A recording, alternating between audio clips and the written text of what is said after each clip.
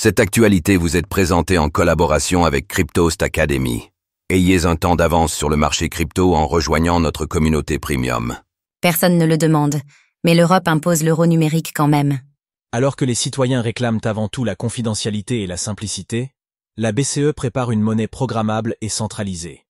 L'euro numérique semble plus une solution imposée qu'une réponse à une demande authentique. Et si l'Europe était en train de commettre une erreur historique en refusant d'écouter sa propre population?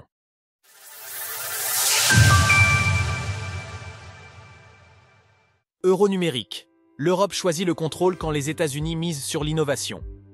L'Union européenne s'apprête à franchir un cap décisif avec l'introduction de l'euro numérique.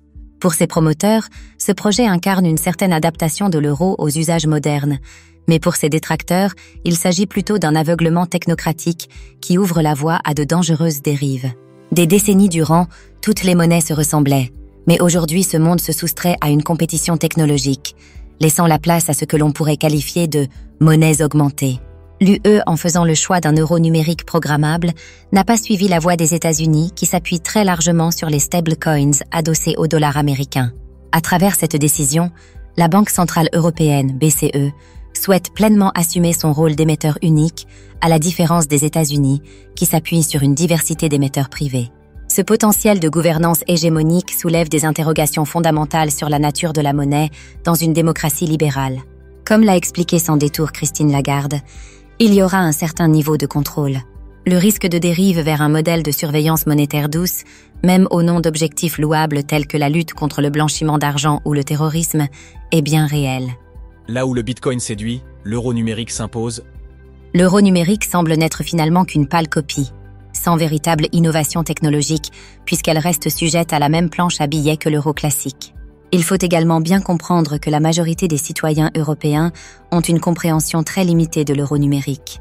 Dans son rapport de consultation publique d'avril 2021, la BCE révèle elle-même que la première priorité exprimée par les citoyens européens est de loin la protection de la vie privée. Cette tendance contraste d'une part les promoteurs de l'euro numérique qui mettent en avant la sécurité et l'efficacité, puis d'autre part les citoyens qui rappellent l'importance de la confidentialité, un bien commun de plus en plus menacé à l'ère numérique. Dans le détail, les autres attentes concernent des éléments qui relèvent du bon sens. La sécurité des paiements, l'absence de frais supplémentaires, des transactions instantanées. De par ses propres consultations, la BCE démontre que les citoyens européens ne demandent ni une nouvelle interface de paiement, ni une monnaie numérique programmable. Le projet semble donc imposé par le haut, sans consensus citoyen, ni demande de marché évidente. Ce décalage est d'autant plus frappant que les Européens ont déjà accès à une diversité d'outils de paiement performants. Parmi eux, les stablecoins adossés à l'euro et surtout Bitcoin, qui disposent d'une infrastructure monétaire complète, interopérable et déjà adoptée à l'échelle mondiale. Ces alternatives, bien que techniquement matures, sont encore freinées par l'Union européenne à travers des régulations restrictives, révélant une forme d'hostilité à l'innovation véritablement décentralisée. Dans l'actualité, un sursaut des stablecoins euro face au dollar sur fond de guerre économique.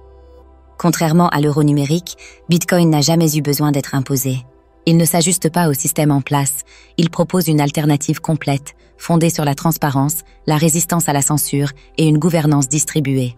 Autant de principes qui prennent tout leur sens dans un contexte de défiance croissante envers les institutions. Ainsi, le problème de l'euro numérique ne réside pas uniquement dans ses limites technologiques. Il soulève également une question démocratique majeure. En persistant à ignorer les signaux et à écarter les solutions existantes nées du terrain, l'UE risque de creuser encore davantage le fossé qui la sépare des citoyens qu'elle prétend servir. Retrouvez toutes les actualités crypto sur le site cryptost.fr.